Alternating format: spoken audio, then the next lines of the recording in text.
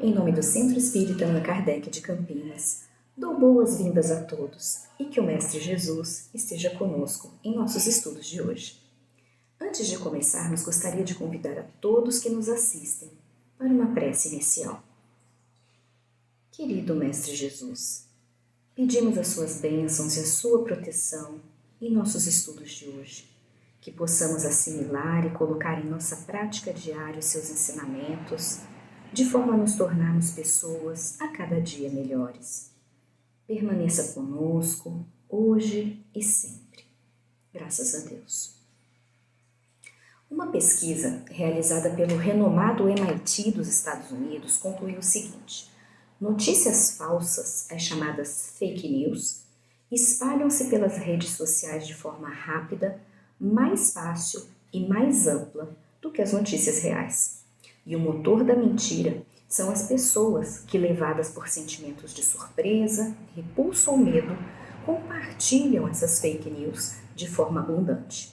Como consequência, acaba por reestabelecer-se na sociedade um ambiente de crescente desconfiança, insegurança e medo, onde se proliferam os conflitos, a intolerância em todas as suas formas e com tantas consequências lamentáveis para a vida social, especialmente agravadas nos momentos de crise. Abalam-se assim as relações entre os indivíduos, que passam muitas vezes a enxergar seu semelhante como um inimigo em potencial. Diante desse cenário e dos momentos pelos quais a civilização terrestre passa atualmente, é quase inevitável a associação com uma das falas de Jesus em seu conhecido sermão profético, em que o Mestre, desvelando os séculos futuros, nos revelava algumas das características do processo de transição planetária, agora em curso na Terra. E surgirão muitos falsos profetas e enganarão a muitos, e por se multiplicar a iniquidade, o amor de muitos esfriará. E quantos não têm sido os falsos profetas, que se aproveitam do anonimato que os recursos tecnológicos lhe proporcionam para semear a falsidade, buscando atender os seus interesses mesquinhos, muitas vezes até criminosos, em detrimento da ética, da paz, da ordem, da harmonia social? Quantas calúnias, difamações, maledicências, sempre tão prejudiciais, não têm tido aí a sua origem? Por outro lado, quantos não têm sido aqueles que, invigilantes e imprudentes, têm contribuído para que essa problemática se amplie, divulgando e compartilhando conteúdos falsos e duvidosos em suas mídias, redes sociais? E pior ainda, quantos desses não pertencem às fileiras espíritas e cristãs? E nós? Será que já fizemos ou estamos praticando isso? Nós vimos em todos os movimentos religiosos, incluindo o espírita, pessoas que desvirtuam a finalidade da religião, esquecendo-se de que as religiões são meios para tornar os homens melhores, solidários, fraternos, capazes de vivenciar o amor a Deus e a todos. Hoje nós daremos continuidade ao estudo do capítulo 21 do Evangelho segundo o Espiritismo, que se intitula Haverá falsos cristos e falsos profetas. Mas primeiramente, o que é um profeta? É comum entendermos como profeta aquela pessoa que tem o dom de adivinhar o futuro, tanto que de certa forma as palavras profecia e predição se tornaram sinônimas. E era assim mesmo que os judeus entendiam no tempo de Jesus, como palavras sinônimas, porque efetivamente deu-se o caso de haver profetas que tiveram a presciência do futuro, quer por intuição, quer por providencial revelação, com a finalidade de transmitirem avisos aos homens. E por terem se realizado, terem se concretizado esses acontecimentos preditos, esse dom de predizer o futuro passou a ser considerado como um dos atributos da qualidade de um profeta. No entanto, no sentido evangélico, profeta tem um significado muito mais amplo. Profeta é todo enviado de Deus que tem a missão de instruir os homens e de lhes revelar as coisas ocultas e os mistérios da vida espiritual. E esses missionários de Deus, os verdadeiros profetas, desempenham a missão a que foram chamados pela força interior que possuem, pelo poder oculto que os inspira, que os impulsiona. Numa palavra, os verdadeiros profetas se revelam por seus atos, assim como a boa árvore é conhecida pelos bons frutos que produz.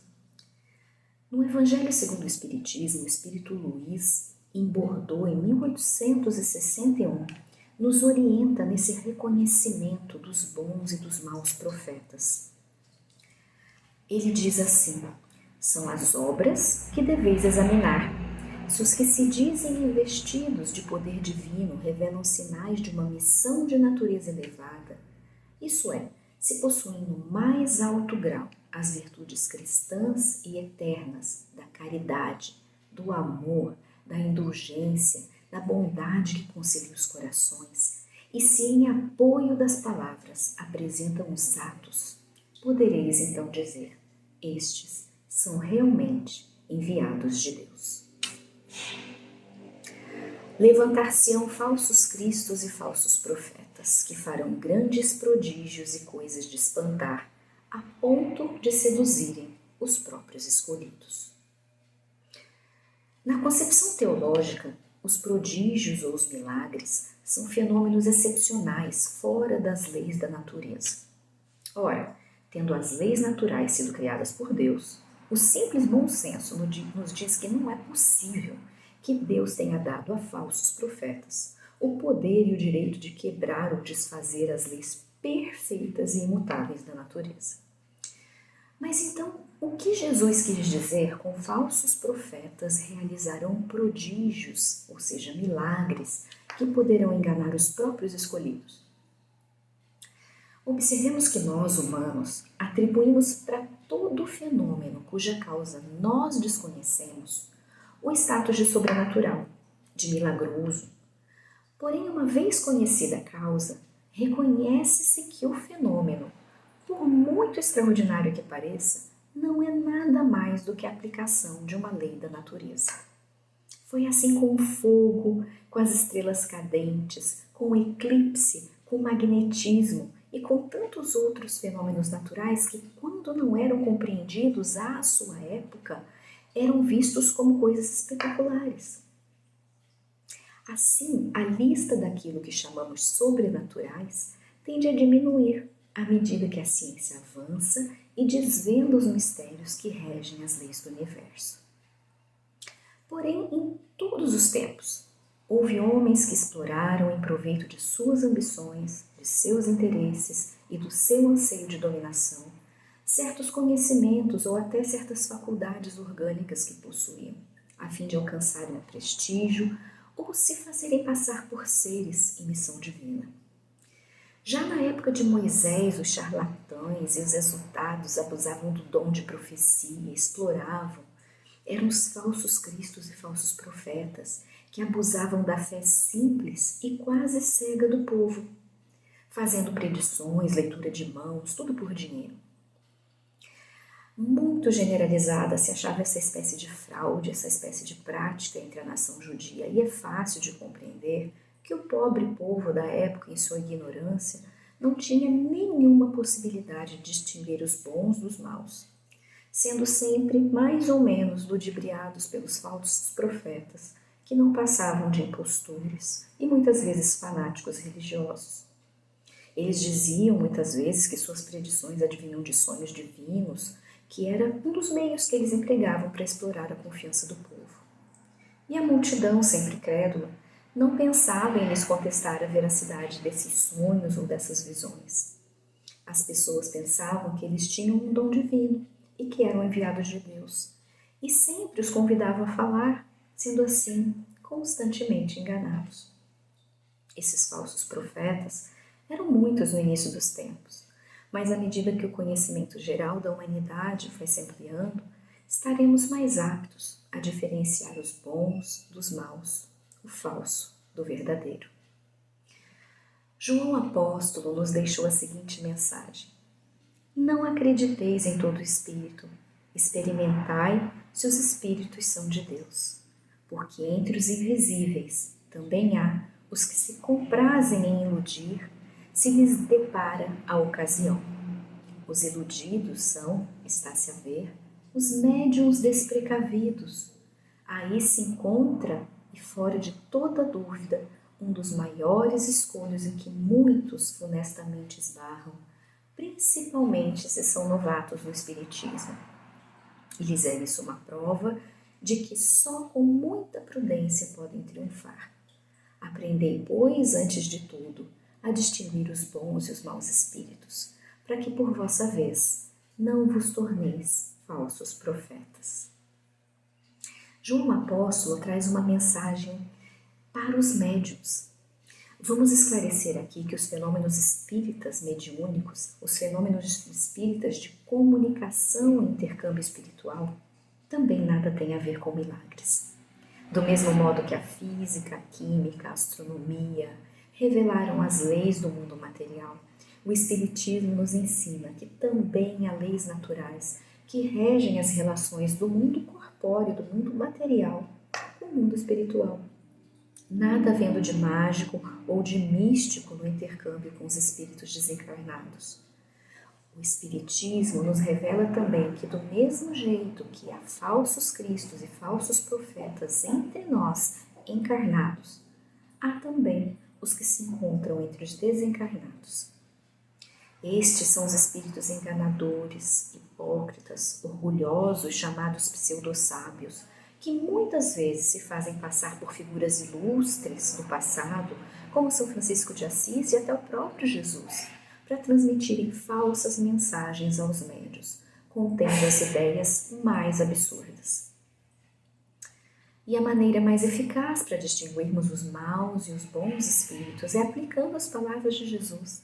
É pelo fruto que se reconhece a qualidade de uma árvore, pois uma árvore boa não pode produzir maus frutos, e uma árvore má não os pode produzir bons. Ou seja, nós conseguimos julgar os espíritos pela qualidade de suas obras, de sua moral, se durante as comunicações eles revelam sinais de uma missão de natureza elevada, se demonstram no mais alto grau as virtudes cristãs da caridade, do amor, da bondade, se transmitem mensagens que conciliam os corações, ao invés de palavras que afastam, separam, caluniam. Assim como as árvores, nós também temos uma natureza íntima que fala por nós, por meio de nossos frutos, que são nossos pensamentos, atitudes, ações no mundo em que vivemos. Se nossas ações são más, se ao invés de promovermos o bem, geramos desavenças, se trazemos o coração carregado de ódio, de vingança, somos como as árvores que não são plantadas por Deus, que fatalmente serão cortadas.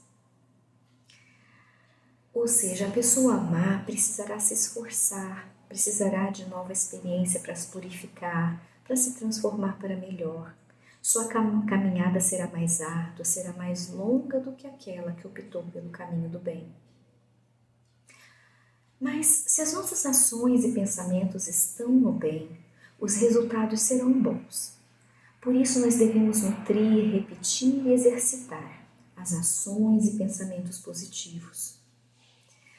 Sempre que nossas ações e pensamentos produzem resultados ruins, devemos orar e vigiar para mudar nossas atitudes, transformar nossa conduta. Os espíritos mais elevados, que já têm grande bagagem de vivência e sabedoria, já descobriram bem a oração como ferramenta de evolução. E enquanto esses bons espíritos semeiam a paz e a concórdia, os falsos cristos e os falsos profetas do plano espiritual se apresentam quase sempre como conselheiros que pregam a separação. São espíritos vaidosos, medíocres, que procuram impor-se a homens fracos e crédulos. São geralmente espíritos que, quando estavam encarnados, eram ávidos por poder e que, mesmo depois de desencarnados, ainda querem vítimas para tiranizar.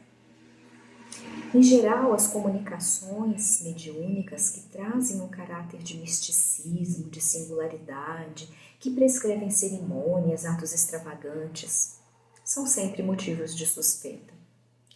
E para os médiuns e grupos mediúnicos despreparados e mais desavisados, grandes estragos esses espíritos enganadores podem causar, Vejam quantas mensagens nós vemos circular nas redes sociais, atribuídas muitas vezes a Chico Xavier, Bezerra de Menezes, que se analisarmos com critério, veremos ser claramente falsas, mas que circulam livremente na internet, iludindo, enganando as pessoas.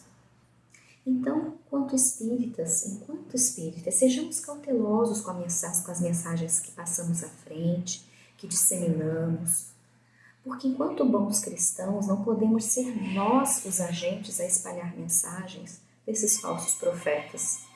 O certo é que quando uma verdade de Deus tem de ser revelada aos homens, é por assim dizer comunicada instantaneamente a todos os grupos sérios que dispõem de médiuns também sérios, simultaneamente ao redor do mundo, sem exclusividade desse ou daquele médium, grupo ou lugar. Sejamos então profetas da paz, da alegria, da esperança, da educação, da verdade e do bem. Profetas de um novo tempo, de uma nova sociedade, em que a fraternidade e a caridade e o cumprimento do dever sejam realmente a base das relações entre indivíduos, entre nações. Sejamos nós os verdadeiros profetas de Deus, homens de bem, comprometidos com os nossos semelhantes, com as leis do Criador. Que o Mestre Jesus nos ampare os passos, nos abençoe em nossa caminhada, para que possamos seguir sendo árvores que dão os bons frutos, os frutos doces do amor, da caridade. Desejo a todos a paz de Cristo em seus corações. Fiquem com Deus e até o nosso próximo estudo.